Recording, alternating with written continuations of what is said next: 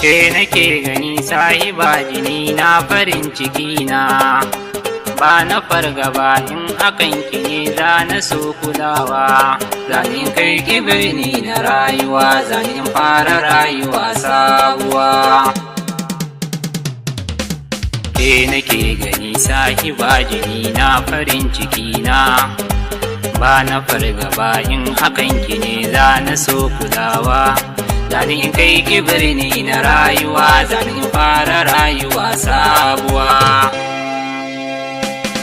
Ina san farin ciki ya dawwama hakan zai wuya a guna.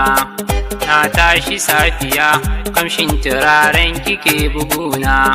Ban iya cin abinci ban sa a rai ba ko zaki bani kauna. Dan so ba ya duba kyau, na san so gamon jini. Kin kasa ban kulawa, yawa rabin jikina.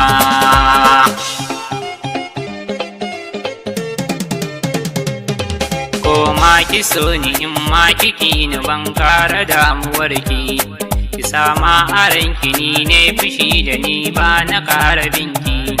In dai cin amana za a yi aso sakaryar shi za ta biki.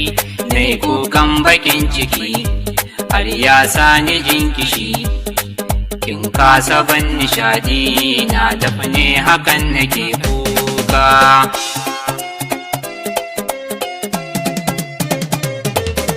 Damkarin kunama kin harbe ni na nima.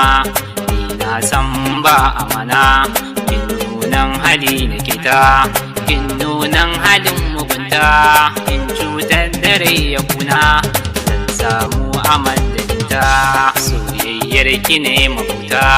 Ga sha yanzu kin marata, dan na baki zuciyata. Kin min halin karanta, har abada ba za na manta.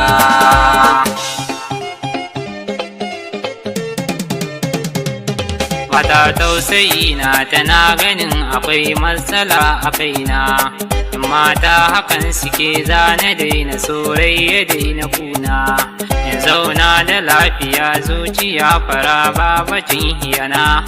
In kwantar da hankali, yan mata a dandali.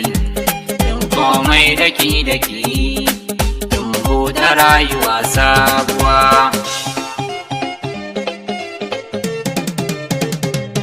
Tunani nake waya za a yi makomar farin ciki na. In manta da ke dan ba wata karuwa in kula da kaina.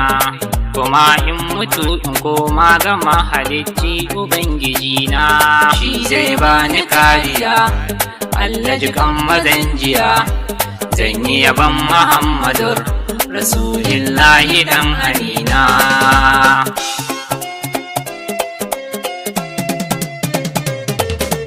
Ke nake gani sahiba jini na farin ciki na, ba na fargaba in akan ki ne za na so kulawa.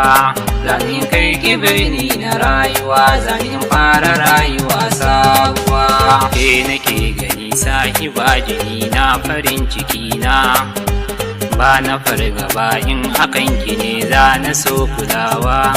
Zanin kai ki birni na rayuwa, zanin fara rayuwa sabuwa.